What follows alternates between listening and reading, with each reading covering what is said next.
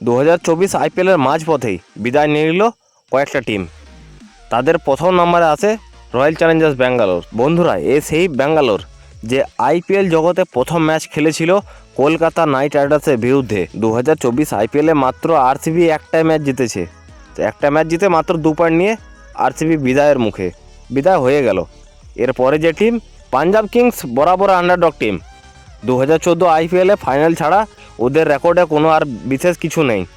তো এই টিমটাই এই বছর আইপিএলেও বাদ পড়ার মুখে, কারণ 8টা ম্যাচ খেলে মাত্র 2টো জিতেছে। এরপর যদি লাগাতার ম্যাচ জিতেও যায়, কিছু আসে যাবে না বাকি টিমগুলোর। আর এরপর যে টিম আছে সেগুলো দিল্লি। তল্পা গুটিয়ে সেও বাড়ির মুখে, কারণ তার কাছেও কোনো জেতার আশা নেই। এই দিল্লি এক সময়ে প্রচুর দাপিয়েছিল। 2024 আইপিএলে দিল্লির তরফ থেকে এমন কোনো ইনিংস আসেনি যেটা দিল্লিকে ম্যাচ উইনার বা কাপ উইনার হিসেবে ঘোষিত করে। সেই হিসাবে দিল্লিও এবার থেকে 2024 আইপিএল থেকে ছিটকে যাচ্ছে। তো বন্ধুরা, তোমাদের কাছে একটা ছোট রিকোয়েস্ট, যদি ভিডিওতে নতুন হয়ে থাকো তো প্লিজ ভিডিওটাকে লাইক আর একটা সাবস্ক্রাইব করে দিও। আর জড়িত থাকো আমার চ্যানেলের সাথে, রেগুলার তোমরা ক্রিকেট রিলেটেড আপডেট পেতে থাকবে। এরপর যে টিম আছে সেগুলো মুম্বাই ইন্ডিয়ান্স। 5বার আইপিএল কাপ জয়ী। আর সেই মুম্বাই ইন্ডিয়ান্সের এখন রোহিত শর্মা ভার্সেস হার্দিক পান্ডিয়া, এই দুটো যে কোলাহল লেগে আছে সেটা বেড়েই চলেছে। দিনকে দিন যত আইপিএল এগোচ্ছে এদের কোলাহল বেড়ে যাচ্ছে। আর ম্যাচের পারফরমেন্স মুম্বাই ইন্ডিয়ান্স প্রথম দিকে হেরে থাকলেও এখন বর্তমান কন্ডিশন যেটা বলছে সেটা মুম্বাই জিতে আসছে। ব্যাপারটা অনেকটাই চাপের, কারণ সিএসকে, কলকাতা, গুজরাটের মতো টিমরা অপেক্ষা করছে তার জন্য। তো মুম্বাইয়ের পরে যে টিম আসছে সে হলো গুজরাট টাইটান্স, যেও দাবিদারি এখনও পর্যন্ত বেঁচে আছে আইপিএলের মধ্যে।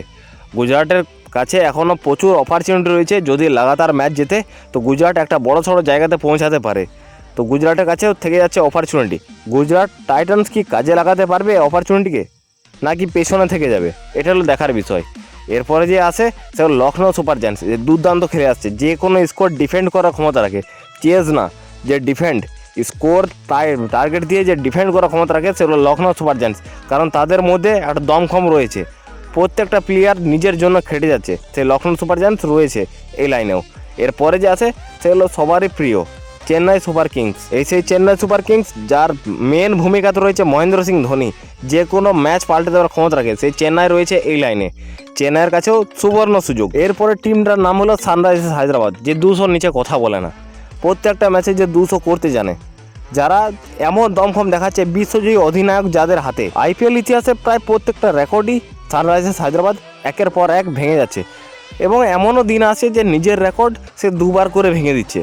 তো সেই হায়দ্রাবাদ কোয়ালিফায়ে তো একদম 100% যোগ্য, প্লাস কাপ নেওয়ার ক্ষেত্রেও হায়দ্রাবাদ কিন্তু পিছিয়ে নেই। সে হায়দ্রাবাদ একটা চরম ভূমিকা দেখাবে এই আইপিএলে।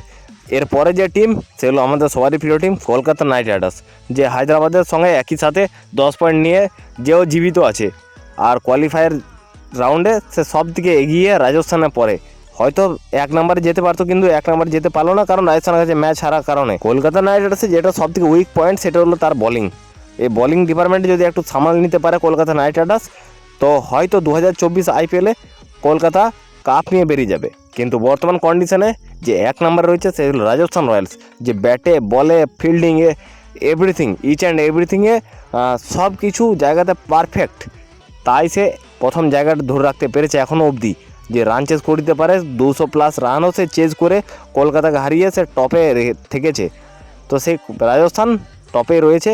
বন্ধুরা, তোমাদের কাছে পয়েন্টস টেবিলটা সামনে রাখলাম, তোমাদের কি মনে হয় হায়দ্রাবাদ, কলকাতা, রাজস্থান বাদে কে কোন টিম আছে যে 4 নম্বর জায়গাটা অর্জন করতে পারে? কমেন্টে অবশ্যই জানিও। ততক্ষণের জন্য